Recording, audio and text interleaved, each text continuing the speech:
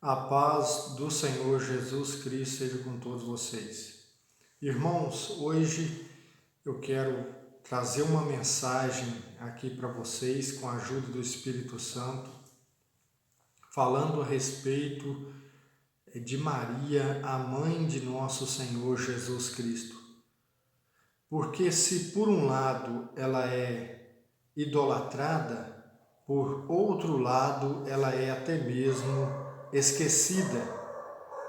Então é preciso que nós, como verdadeiros discípulos de Cristo, nós venhamos a ter uma compreensão ampla deste assunto para não incorrermos também em pecado pelo fato de não termos o conhecimento devido e assim vir a desrespeitar quem merece o nosso respeito.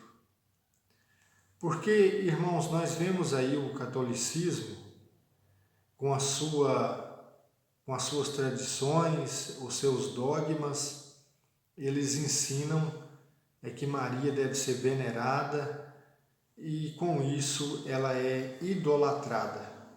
Mas por outro lado, você vê que os cristãos evangélicos, protestantes, eles praticamente não falam de Maria e muitos falam com desrespeito. É isso que eu quero estar, com a ajuda de Deus, mostrando para você, que Maria ela não deve ser adorada, nem venerada, mas ela é digna e merecedora de todo o nosso respeito e consideração.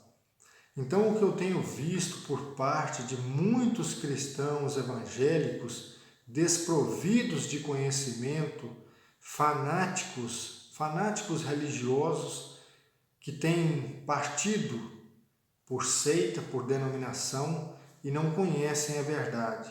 Esses, muitas das vezes, blasfemam contra a pessoa de Maria, desrespeitando a sua memória, porque lhes falta um pouco de humildade e de conhecimento, porque se tivessem não faria isso.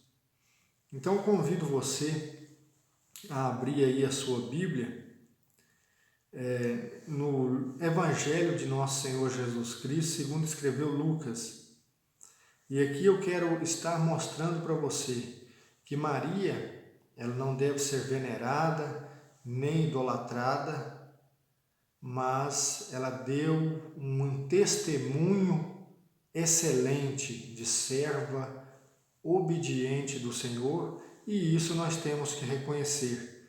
Porque se nós damos testemunho da vida dos profetas, como você vê aí nas igrejas falar nos profetas do Antigo Testamento, você vê aí nas igrejas falar dos apóstolos, dos mártires, mas você não vê em 90% das mensagens, 99% das mensagens de pastores e pregadores evangélicos, você vê falar em Paulo, em Silas, em Pedro, em Tiago, em João, em Lucas, mas eles não falam em Maria. Por que não falam?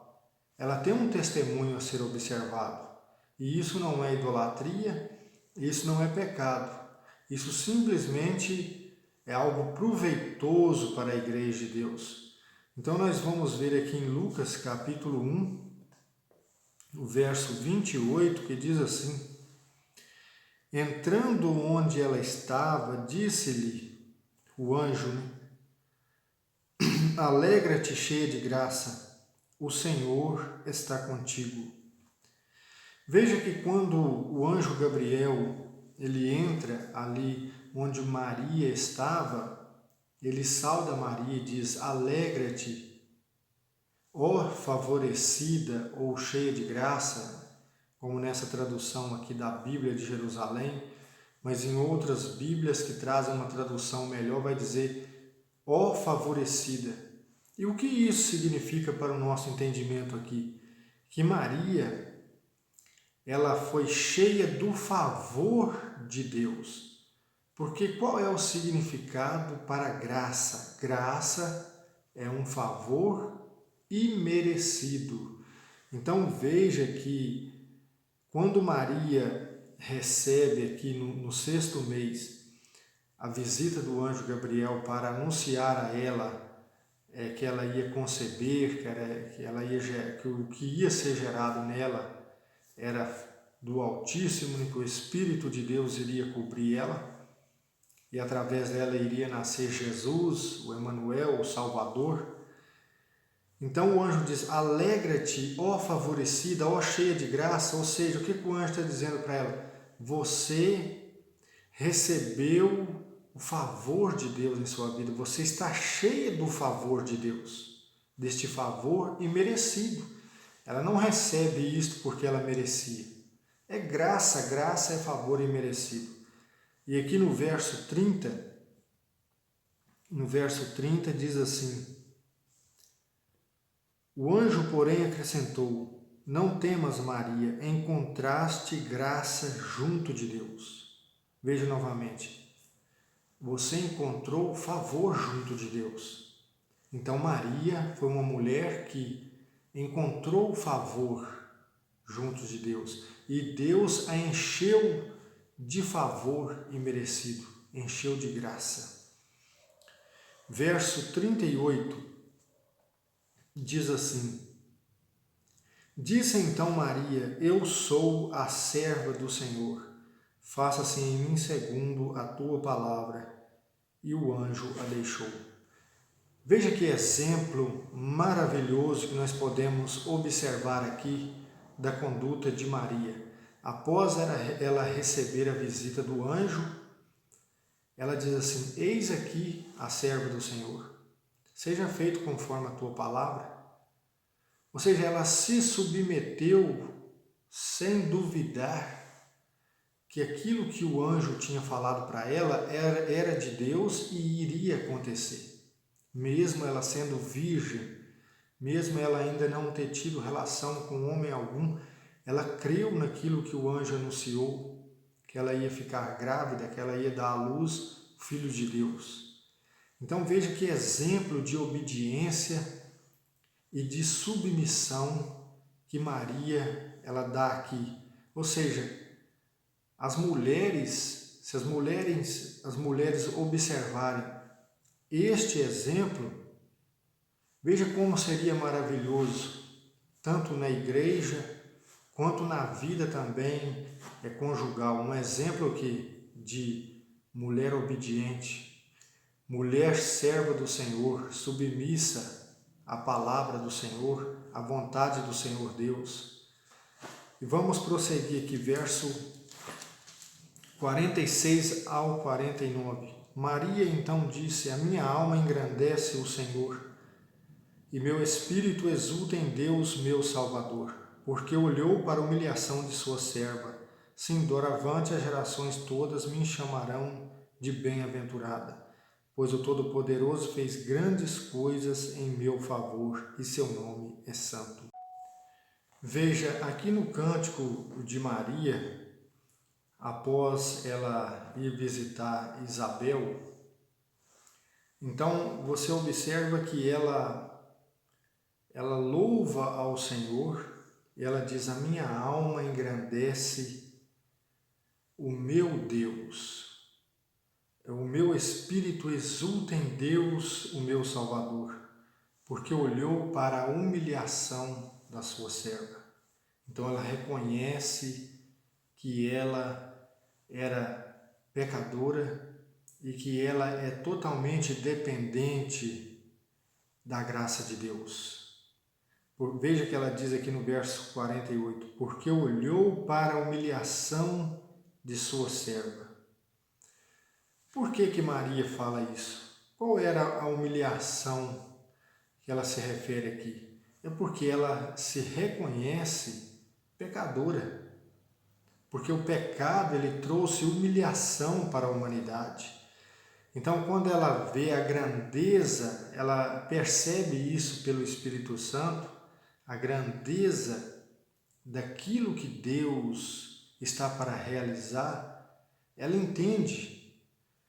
Aqui a gente pode ver isso, que ela entende, mesmo que ainda ela não entendeu tudo, mas ela já sabe que através dessa visitação, o Salvador da humanidade vai vir ao mundo, aquele que vai tirar os pecados, vai tirar a vergonha que está sobre os filhos de Deus por causa do pecado. E no verso e adiante ela diz: sim, de agora em diante as gerações me chamarão de bem-aventurada. Então, se eu e você dissermos assim, Maria, ela é uma mulher, ela foi uma mulher, uma serva do Senhor, bem-aventurada, o que significa bem-aventurada? Feliz. E por que bem-aventurada? Porque o Senhor a encheu de graça para que ela pudesse trazer em seu seio o fruto do Espírito Santo, o Filho de Deus. Então veja que nós podemos ir até onde a Escritura ela nos dá a direção.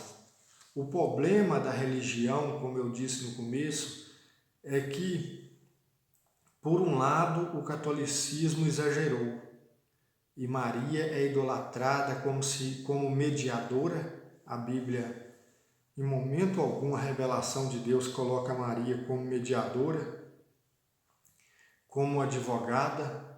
Em momento algum, a revelação da palavra de Deus chama Maria de mãe de Deus. Então você vê que o problema é que a tradição católica ela exagerou e muito por entender que Maria, por entender nessa palavra onde ela diz de hora em diante todas as gerações me chamarão bem-aventurada. E eles exageraram e colocaram sobre ela algo que Deus não colocou. Então isso é um erro gravíssimo. Mas, por outro lado, como eu disse, os cristãos protestantes evangélicos, muitos ignoram e pecam a respeito deste assunto, por falta de humildade para examinar a Escritura. Mas quando nós prosseguimos aqui em Lucas, capítulo 8, verso 19, diz assim: sua mãe e seus irmãos chegaram até ele, mas não podiam abordá-lo por causa da multidão. Avisaram-no então: tua mãe e teus irmãos estão lá fora e querem ver-te. Mas ele respondeu: minha mãe e meus irmãos são aqueles que ouvem a palavra de Deus e põem em prática.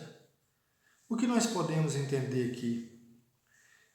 Nós podemos entender claramente na leitura desse texto que em momento algum o Senhor Jesus Cristo permitiu que Maria fosse favorecida pelo fato dela ser a sua mãe.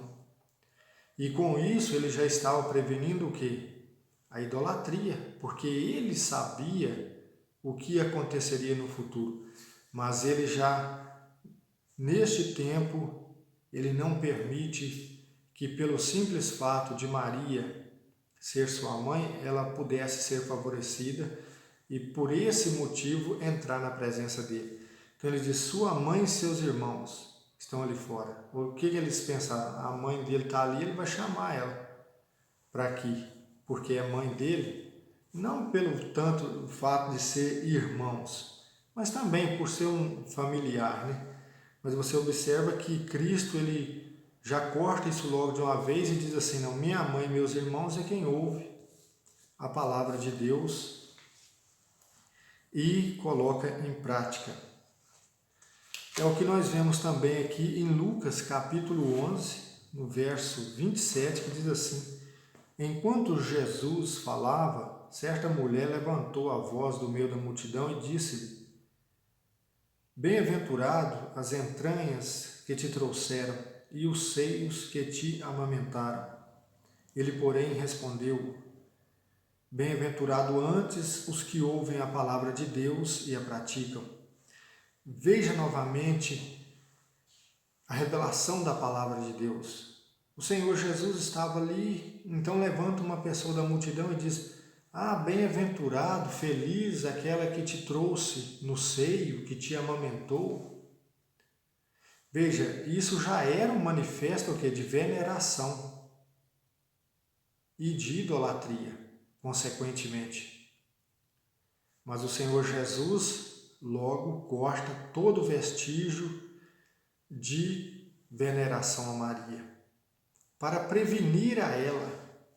Veja, ele não dá prioridade em momento algum, porque Deus tem um chamado para cada um. O chamado de Maria foi específico para aquilo, para trazer Jesus ao mundo. Dali em diante era com Jesus. Ele é o centro principal, a pedra fundamental.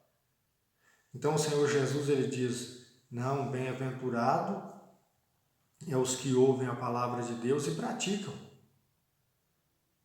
Veja que quando essa mulher ela traz esse elogio sobre Maria, ela estava querendo trazer um favoritismo.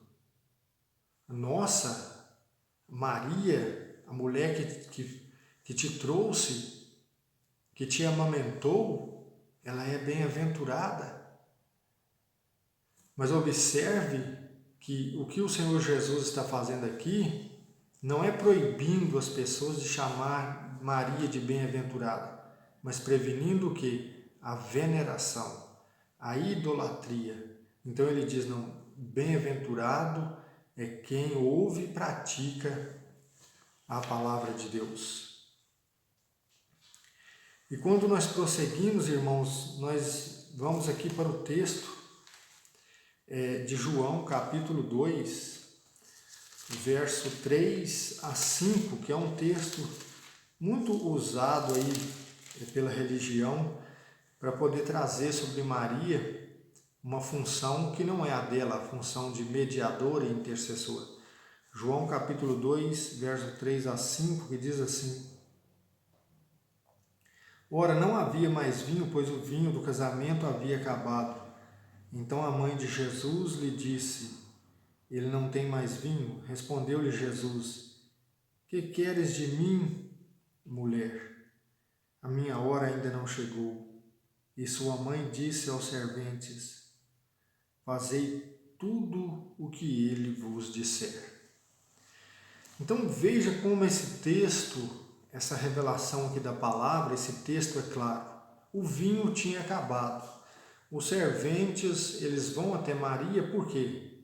Esse é um sentimento humano. Se eu for em alguém próximo de alguém importante, a chance daquela pessoa ouvir é muito grande.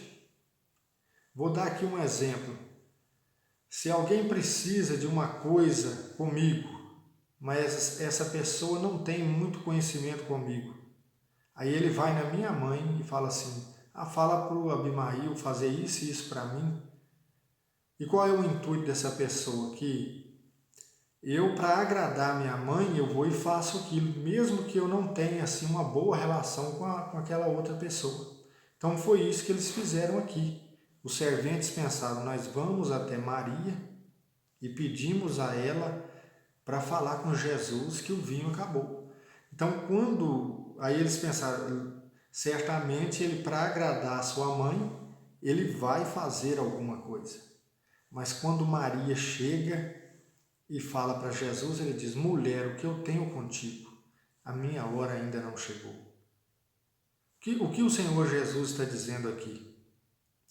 Ele praticamente diz para Maria: mulher, eu estou aqui para cumprir uma missão designada pelo Pai, e quando chegar a hora, Ele vai me dizer o que fazer. Não é você. Não é você que vai me dizer o que eu tenho que fazer. É isso mesmo, ele foi direto. E Maria, sendo serva obediente, o que ela diz? Fazei tudo o que ele vos disser. Então ela deixou exemplo de obediência, de humildade, de submissão. Ela entende na hora. E ao invés dela retrucar Jesus dizendo: não, você é meu filho, você tem que fazer alguma coisa. Não. Ela vai e vira para os serventes e diz: vocês devem fazer tudo o que ele vos disser. Não é comigo, é com ele. Então, se essas pessoas que veneram Maria, eles deveriam entender isso. Que Maria, ela foi uma serva que conduziu as pessoas a Cristo. Ela não chamou ninguém para idolatrá-la, para venerá-la.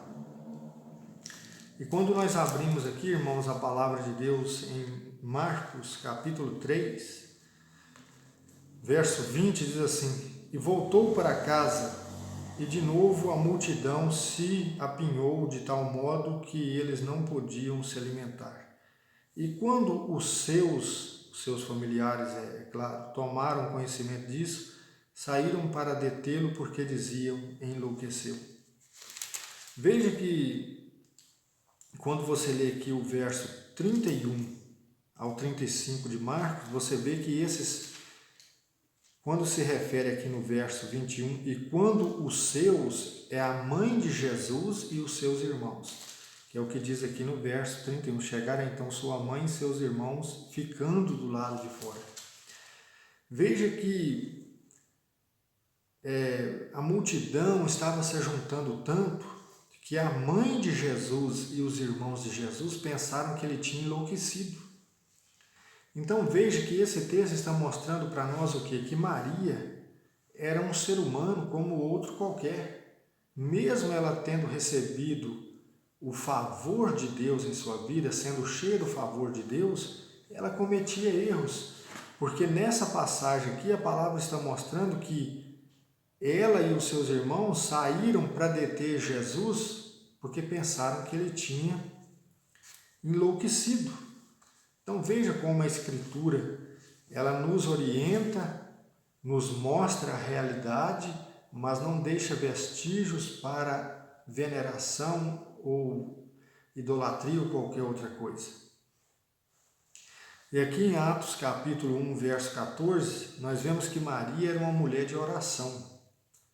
Diz assim: todos estes unânimes perseveravam na oração com algumas mulheres, entre as quais Maria, a mãe de Jesus, e os seus irmãos.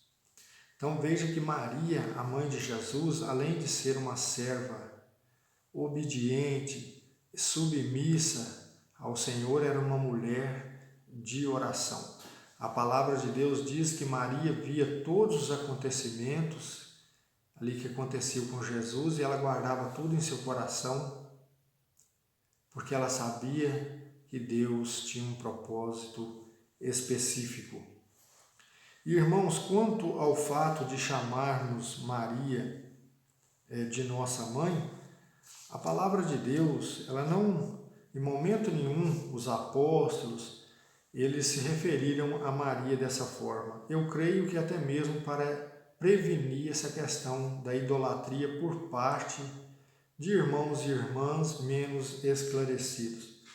Eu vejo que quando se tem entendimento, não haveria problema você dizer: Maria é nossa mãe, no sentido de que se ela foi mãe de Jesus e Jesus é o nosso Salvador, então eu me referir a ela de uma forma carinhosa assim, demonstraria respeito, mas não idolatria ou veneração. Mas nós vemos que a palavra de Deus, ela fala diferente quando nós abrimos aqui em Gálatas capítulo 4, verso 26, que diz assim: mas a Jerusalém do alto é livre, e esta é nossa mãe, segundo o que está escrito: alegra-te, estéril, que não dás à luz. Põe-te a gritar de alegria, porque não conheceste as dores do parto, porque mais numerosos são os filhos da abandonada do que os daquela que tem marido. Veja, aqui está cumprindo uma profecia, né? Então veja que a palavra se refere que a mãe de todos os cristãos é a Jerusalém do alto, porque a Jerusalém que está na terra é escrava com os seus filhos. Então, em momento nenhum, a palavra vai fazer uma referência a Maria como nossa mãe. E nós vemos aqui em 1 Pedro, capítulo 3, verso 6, que diz assim: é o que vemos em Sara, que foi obediente a Abraão, chamando-lhe Senhor. Dela vos tornareis filhas, se praticardes o bem e não vos deixar dominar pelo medo. Aqui no capítulo 3 de 1 Pedro, nós vemos uma exortação para a boa conduta das mulheres, que pelo seu bom comportamento e submissão a seus maridos, elas ganham o marido para Cristo sem palavras. Então Pedro ele diz assim, vocês têm que olhar o exemplo de Sara. Veja que ele não colocou Maria aqui, mas não porque ele estava desprezando Maria, em momento nenhum na Escritura. Cristo não desprezou Maria, nenhum dos apóstolos. É porque o Espírito Santo que estava neles já estava prevendo essa idolatria que haveria hoje. Então ele diz assim, vocês se tornarão filhas de Sara se vocês seguirem o exemplo dela. Ela era esposa de Abraão e lhe chamava de Senhor. Então veja que no outro exemplo, em Gálatas 4:26, Paulo fala que a nossa mãe é a Jerusalém do alto. Então veja que a Escritura nos mostra o quê? Que nós temos que respeitar Maria. Ela é digna de todo o nosso respeito, mas nós não podemos venerá-la, nós não podemos pedir intercessão a ela não é nossa mediadora nem advogada, mas ela foi uma serva do Senhor, que tem um exemplo excelente de submissão, de devoção a Deus, e que todos devem observar, porque realmente ela foi bem-aventurada, ela trouxe Jesus Cristo ao mundo, o nosso Salvador. Amém, irmãos? Que Deus vos abençoe. Meu nome é Abimail, sou servo de Deus e do Senhor Jesus Cristo. Peço a você que se inscreva no canal, que veja os outros vídeos, compartilhe, deixe seu comentário, o seu like. Amém? Deus vos abençoe em nome de Jesus.